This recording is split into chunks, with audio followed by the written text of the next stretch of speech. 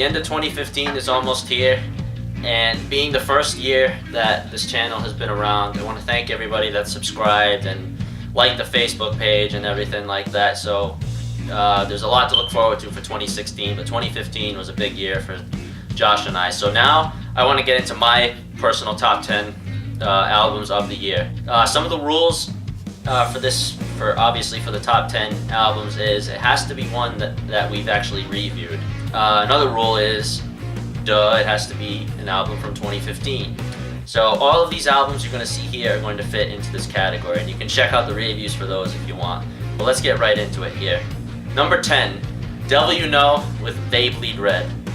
This album should not be number 10. When The Beauty of Destruction came out last year, this is obviously before the channel even started, their album was number 2 for me in 2014, but They Bleed Red, their second album for this band, dropped down to number 10. So that's why it's at number 10. It's at number 10, I mean, it's on the list because of the anticipation behind it, obviously, and overall it's okay, it's listenable, but this should be a lot higher on the list. But that's my number 10 album. Number 9, Clutch with Psychic Warfare. Clutch has been a band that's been recommended to me from a friend of ours for a long time, and when a band is recommended to me, I put it off, and then they had an album come out this year, and I finally gave in, and I said, fine, I'll listen to it. And Psychic Warfare very much surprised me. This is a very, very fun album to listen to. I can really get into the lyrics, and then it has a good foundation with the music behind it. It's like you can picture scenarios with these lyrics, like in X-Ray Visions and Quick Death in Texas and Decapitation Blues, and especially the perfect way to end the album with Son of Virginia. So I highly recommend Psychic Warfare. Number 8, Parkway Drive with Ire. Parkway Drive is another band where I've never really been into them, but they've been recommended to me by friends of mine a number of times. And I've listened to their previous stuff, and I said, this band I don't think has done anything different than what I listened to.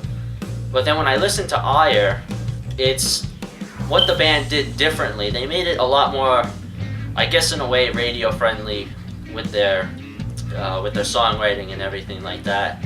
And the album really grew on me by the first couple of listens, so that's why it's on this list here at number 8. So Parkway Drive did a really good job impressing me with this one.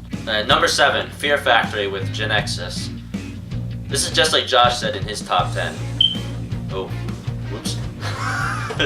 You were listening the whole time? This is just like somebody else said in their top 10 list. This album, it just speaks for itself. It's Fear Factory, it's heavy, it's to the point. The switch over the nuclear blast just makes this album awesome. Number 6, Lamb of God with 7, Sturm und Drang. The anticipation behind this album, especially after Randy Blythe had his trouble in the Czech Republic, it's just, metal fans were really looking forward to what the material was going to be on this album, as far as I'd say mostly lyrically, because of what his experience were in Prague in the prison. And this album definitely delivered on that. It's a lot better than the previous album, Resolution.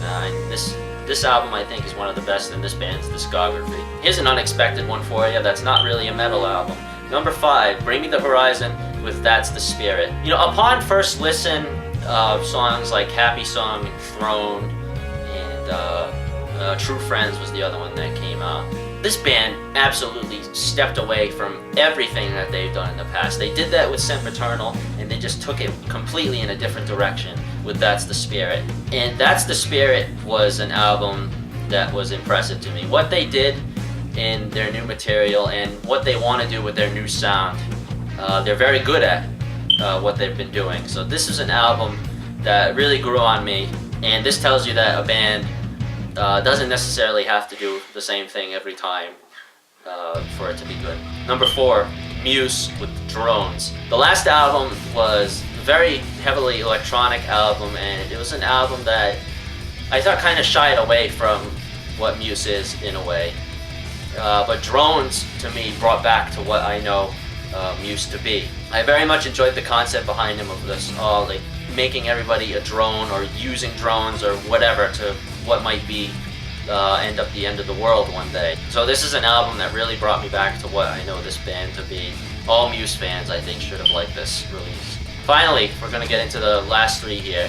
Number 3, Trivium with Silence in the Snow. This is an album that I think really, really diversifies Trivium fans. Trivium is a band that does not do the same thing with every single album, and Silence in the Snow is probably the most different that this band has ever sounded. And this is an album that is completely filled with clean vocals, and that is the strong point with this album. This album doesn't really take it too far as instruments go. It's a lot more simplistic, but the music is really driven by wanting people to kind of sing and like go in harmony with these instruments. It's going for a lot more anthemy Trivium on this album, and this album was one I loved from the very first listen.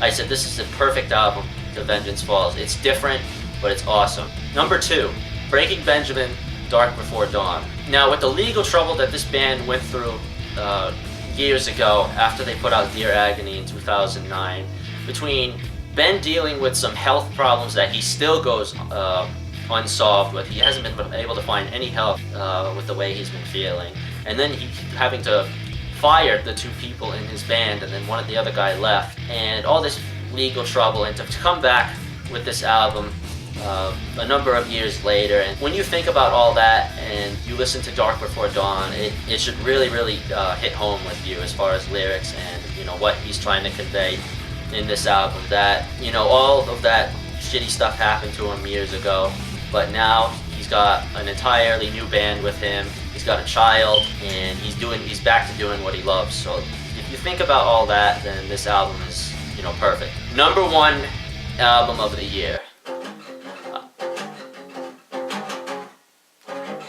This might upset some people, and I'm hoping this will agree with the majority of the fans. Disturbed with Immortalized. Now, before anything musically happens, you gotta think about what this band did to make this album. They made this album in complete secrecy for over a year. They didn't tell anybody what they were doing. They didn't tell their family members. None of the fans knew it. Nobody knew what they were doing. So you gotta give credit to them for that. With all those teasers that happened before they put out the Vengeful One, this band is marketed this album like perfectly. And then when the album finally came out, this is one that should deliver to Disturbed fans who have been anxious for this hiatus to end for the past 4 years. So this is why this album is number 1 for me. From how they made this album and created it, and then when it finally came to the release date, this is one that delivered to me. Let's put it this way. We found out about bombings in Benghazi, and we couldn't find out about the fact that Disturbed was making a new album. So Yeah. put that into perspective of how secret this was. Yeah, exactly. How legit this was. So that's it. That's my top 10 of the year. Be sure to check out Josh's top 10 of the year if you haven't already. And this is going to be our last couple of videos of the year. So hope everybody has a nice holiday. Happy New Year. We'll see you in 2016.